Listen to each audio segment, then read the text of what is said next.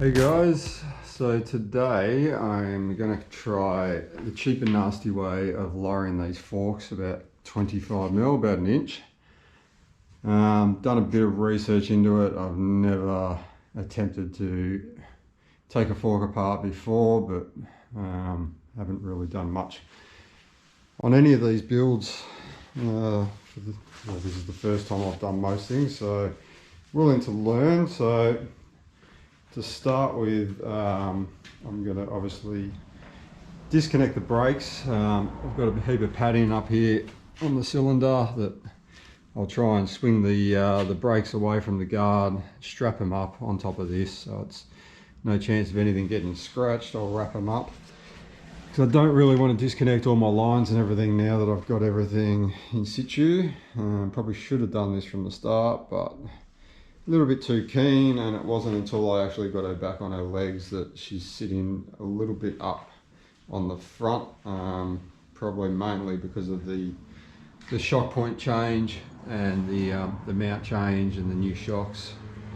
It's not too bad, but I'd love it just to sit a little bit more level. So I'll put this into time lapse. I'll rip these calipers off and I'll get the guard off. I'll take the gaiters up and strap them out of the way on the stanchion there, and then I think from there, from what I've read, look underneath, maybe you can see that up under there, but there's like an Allen bolt in the center, a circlip and then a washer. So I think to stop the dampening rod from spinning, I've heard of a couple of different ways. One way is to take the top nut off, take your spring out, throw a dowel or a broomstick down there just to wedge it. Other way is just to compress the shock. So I'll try that first. I don't really like the idea of sticking something down. So I'll get everything stripped down. Then I'll go to the plumbing shop just up the road. Looks like I can get some high pressure 25mm plumbing pipe, which will work as the spacer. I think it's about 20mm ID. 25 OD, so that apparently is pretty much what we need, but I'll measure the dampening rod once I get it out. Throw that in, cut the springs down, and Bob's your uncle.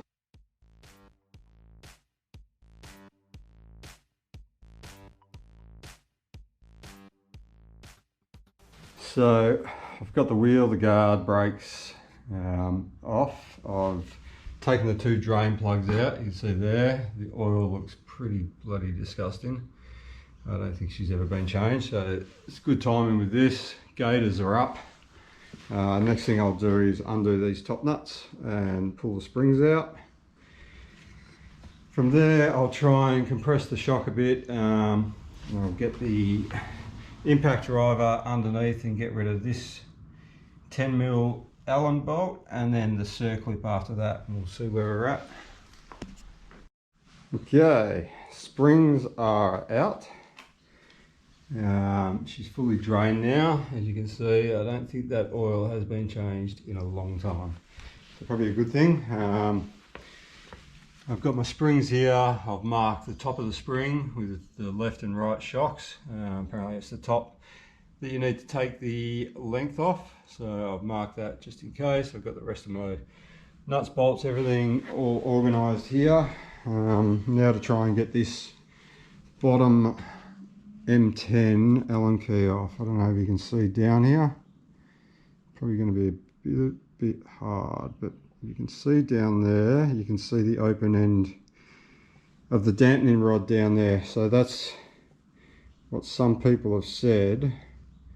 They get a bit of dowel or something with a pointed end, shove it down there just to brace the top of the dampening rod, and then get the old ugga-dugga onto the 10mm Allen down the bottom here.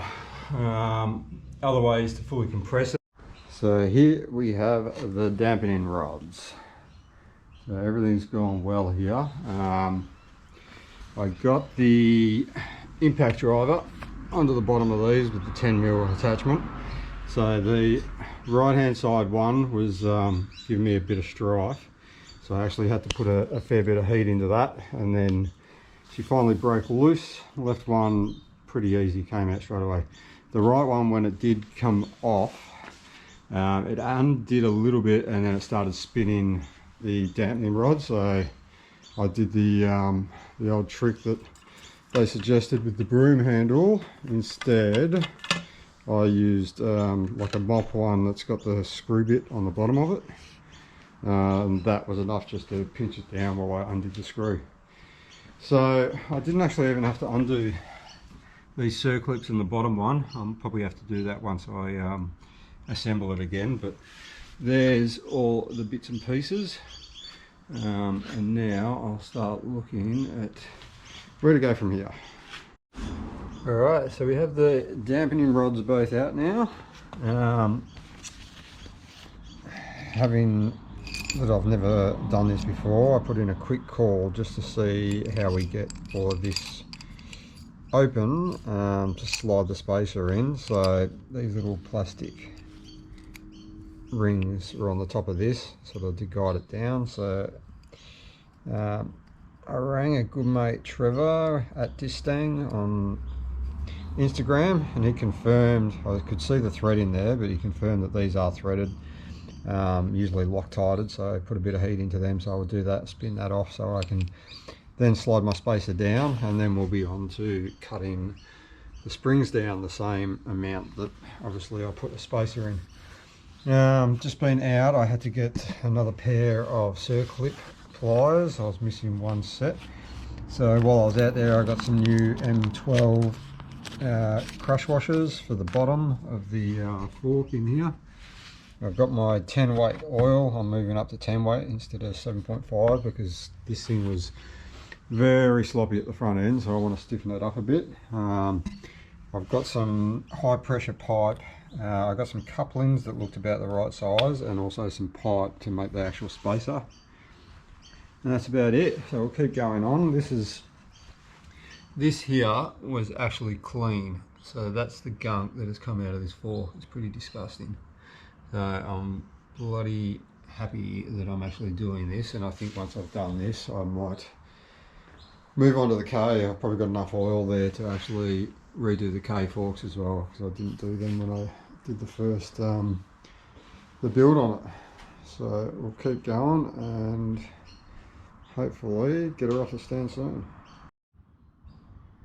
So it's time to make up some spacers now. I originally was looking at high pressure pipe couplings or joiners, but I had to go back down to the hardware shop for something else, and I found these irrigation risers. So this is a 23/4 by 6 or 20 mil by, is it 150? It's a lot thicker, so I'm going to cut this up into 2-inch pieces, or 2 by 1 inch I should say. So I'll get rid of this thread and then I'll cut 1 inch up. That will slide nicely onto the dampener rod, only the inch of it of course. Then this will lock it off. It should make her 1 inch shorter. So I'll get these cut on the my compound saw, just so it's nice and straight, and we'll get these mounted on. Okay, so I've measured up my 25 mil. Now I'll cut this on the drop saw.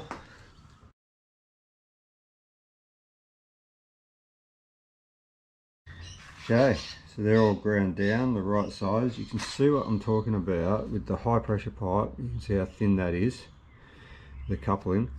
Whereas this is a sprinkler irrigation riser. The whole thing cost me, I think it was about $2.50. I'll probably get another 2 spacers out of it if I wanted to, but it's the perfect OD, ID and nice thick wall to it, so I think it's going to work a treat. And it's black, which is always good. Let's get these buggers in. Alright, got my Loctite.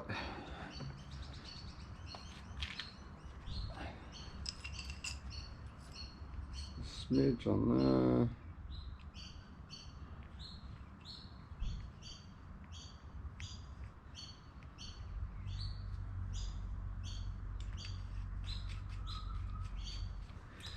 Now the thread goes a fair way further down, but these will virtually flush with the top of that, so that's where I'll leave it for now. And plastic ring can go back on, and that's set, ready to go back in.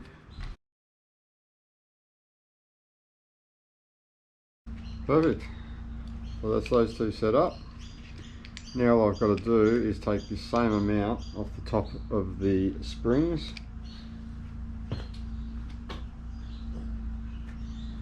Not that it matters, but I've kept them marked, so I'll virtually slip that out. That same 25mm I'll take down to here, cut that with an angle grinder. I'll make sure the top of this is nice and flat so it doesn't damage this piece of plastic, the holder, once it goes back in. Once this is cut down, these dampening rods are back in. I can virtually start assembling again. Loctite's gone off, time to get these dampening rods back up into the stanchions.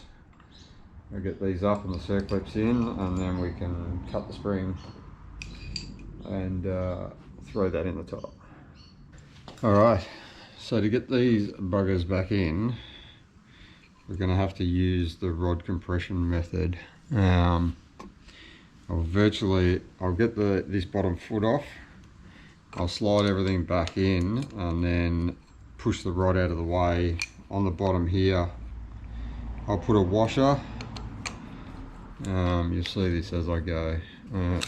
So virtually once all that's in there, like that's pretty much as hard as I can get it now. So I'll have a washer underneath here with a 10mm rod that'll go all the way through to the top of the fork, with a nut on the bottom here, and then I'll wind it up from the top and compress that spring back in so I can get this circlip on. So to do that we need to get this foot off. It's virtually just sitting there, but it's tight as tight. So I've set up just a 3-inch nail in the vise that I can thread this through on the hole. Get a pair of vice grips. I've virtually seen this on Brooks Airhead or Brooks Garage. There we have it.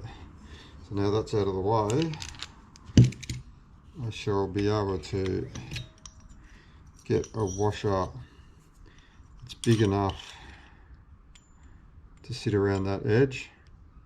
So then the rod and the nut can wind that up. You'll see what I mean in a second. Alright, so here it is here. So I've got a small washer that is not big enough that it will cover the whole of this bottom here. So I can still get the circlip around it. You can see it's a bit smaller than that bottom cut. Gone up through there. I wish it was long enough to actually get to the whole length of the fork, but it's not, so I've just put a rod joiner on. So if you look at that, I'm not much short, but I'm a little bit short, so I'll have to wind that down a bit and then I'll throw another rod down from the top to pull this up.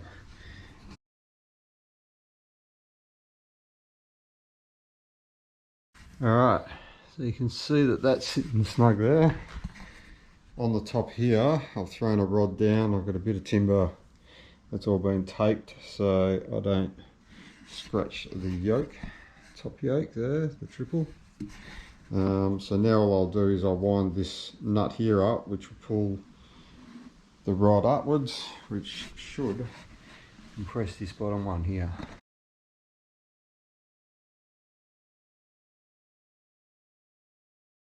Okay, you can see in there that that's exposed the groove for the circlip. So I'll now attempt to get the circlip in and get this washer back out. So the rod trick worked perfectly. You see the circlips are all back up in there. Dampening rods are hanging out, albeit should be an inch shorter now. Now we'll get the feet back on with the thread. Once they're on, we shall do one of two things. I could actually put the bottom fork back on and screw it all back up, or I can cut these down. So I've got them marked, ready to go. The old left and right, just going to cut them, slide them in from the top, close it all up, fill it up with oil, and Bob's your uncle.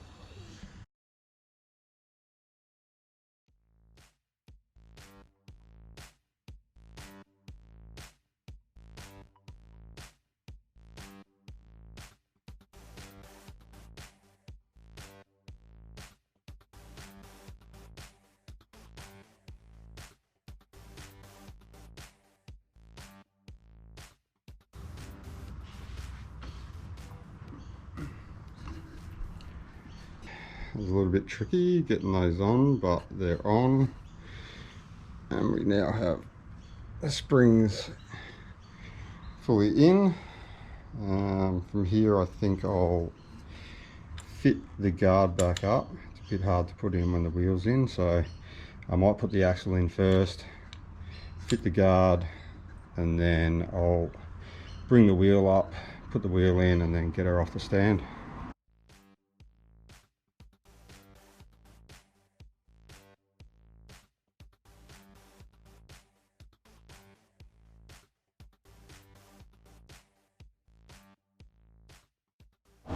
So we're at the final stage of filling the forks back up.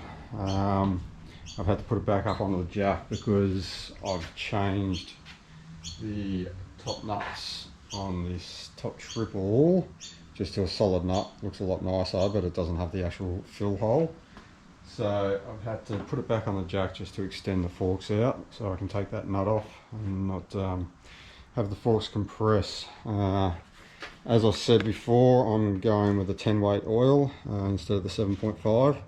The Bible's telling me, I think it was 220 mil plus 10, 230 if you do a full rebuild.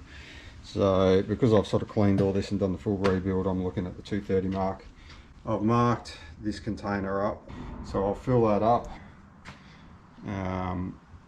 The nuts back on, and then we'll drop her down and see how it all ends up. All done, guys. She's definitely sitting a lot nicer. It's not much, like only an inch, but just that stance is a bit more leveled out. I'd say the back must have probably dropped a little when I changed the mounts. So all in all, I'm pretty bloody happy with the outcome. As I said, it cost about $30 all up. That's with enough fork oil to do the K as well. So if you halved that, you're looking at about $13 in fork oil and about $3 for the spacer, $2.50, and a couple of crush washers, which is probably $5 all up. And about half a day time if you've never done it before. But all good. Thanks for watching.